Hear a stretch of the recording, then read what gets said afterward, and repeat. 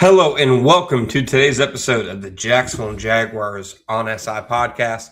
My name is John Shipley. I've been your beat reporter covering Jacksonville Jaguars on SI every single day since August 2019, and we're continuing to move forward through yet another offseason together.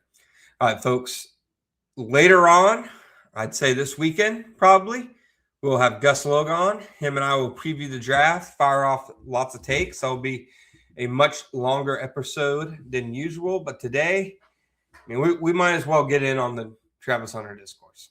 We haven't potted about it since all of it's been happening. I wrote about the timeline. James Gladstone says in January he's going to play more corner this year than he did a year ago because we need cornerbacks more than receiver, which they clearly do.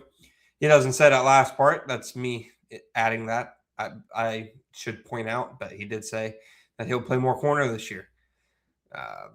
Later on, there's an NFL Network report sometime later that says he will be primarily a corner and part-time receiver.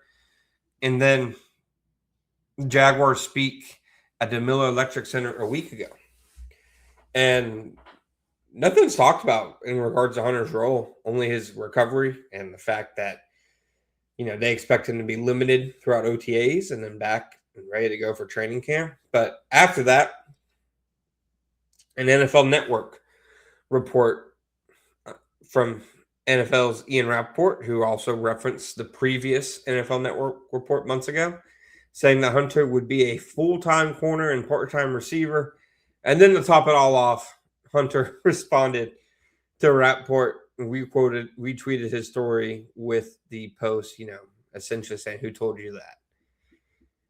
You knew Hunter was mad because if you look at his Twitter, it's literally endorsement post after endorsement post, nothing for years.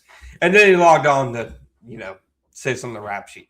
I've told other people when they've asked me about Hunter's tweet, my interpretation, and this is just my solo interpretation, it's not anything I've been told, it is just me reading it.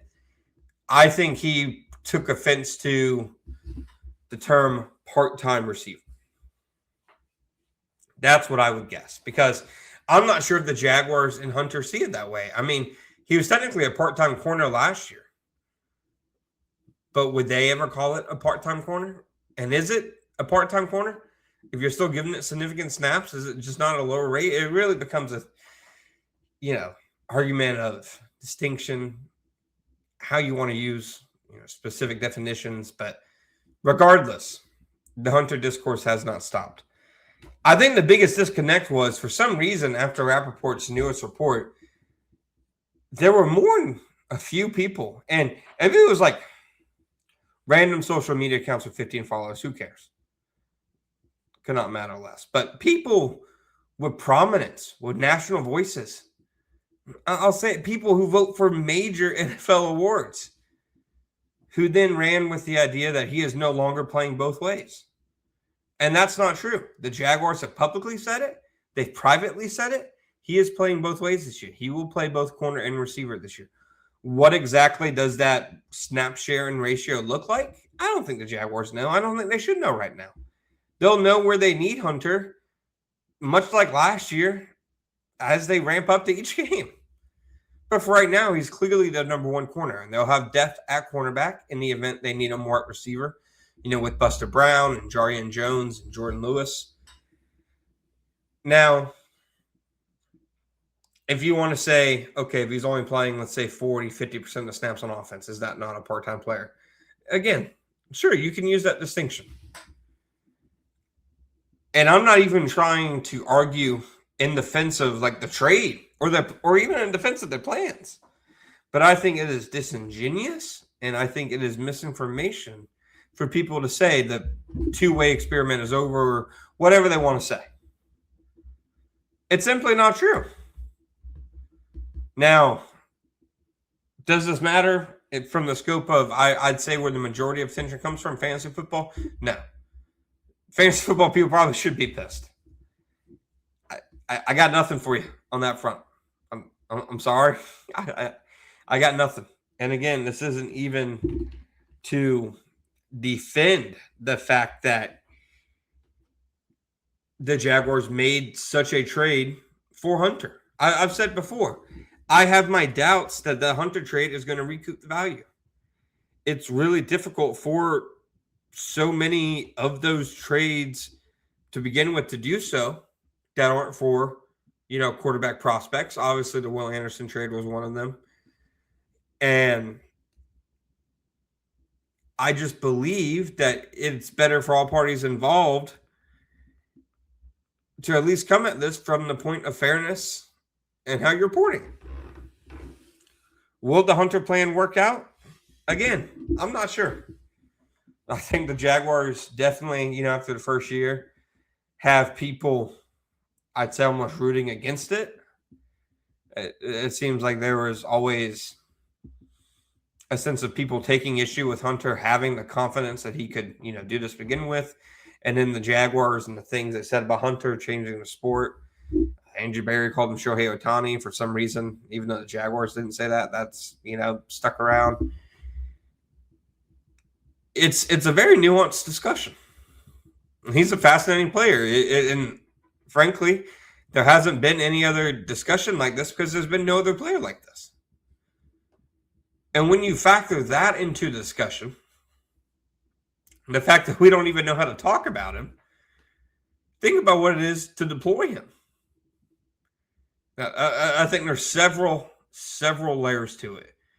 It's not black and white. And I think for people to make just the gross misunderstandings and even I'd say intentional misinformation. Now, do I expect the people to know around the league what James Gladstone's saying in January? No. I know the Jaguars went 13-4. I know they had an MVP level quarterback, head coach of the year, candidate head coach, won the AFC South, all that are on the upswing. But they're not a Philadelphia Eagles. They're not a Dallas Cowboys. Not in the eyes of outside Jacksonville. I know what James Gladstone said because I think that the Jaguars as a franchise and the Jaguars community and their fan base deserve to have somebody saying, hey, this isn't what was said. This isn't what was going on. That's why I think local media is important. But I think the Hunter thing, and maybe it's mostly fantasy football. I'm not sure. And that's not me trying to take a dig at fantasy football. That's where I probably see a lot of the Hunter discourse. I'm not going to say the most, but I'd say a lot. In terms of what Hunter playing corner more means for the Jaguars entering the draft, I think naturally, they probably still want to draft, I'd say, a corner. You probably still want to even draft a receiver because they still need depth at both spots. And like Hunter helps you with the math, especially on game day at both positions. But then you almost need a backup, like an extra backup, because you need a backup. You need somebody at both positions ready to go in the event, he's playing corner and you need him at receiver. He's playing receiver and you need somebody at corner. I think he can provide value as a number one cornerback. Like I've said before, I think he can be an all-pro corner. I think he can be a top 5 to 10 NFL corner after one season playing the position. I truly believe that. Some of the best cornerback tape I've ever seen. And yes, he's an electrifying athlete with the ball in his hands. Made some highlight reel plays last year. Very impressive. And yes, I think he should still be on offense. And yes, I understand Liam Cohen's an offensive coach, and he's probably spent quite some time drawing up how Travis Hunter fits in his offense just to throw it away after 7 games because of an injury.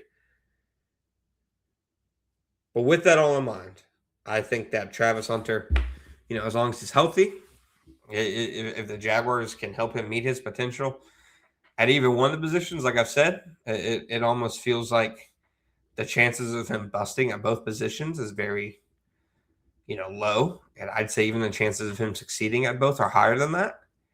And I think that's what you have to pour into right now. But I definitely think the Travis Hunter discourse has certainly gone off the rails. And Folks, let's not expect that change anytime soon. The only thing that can change it is when the Jaguars start playing.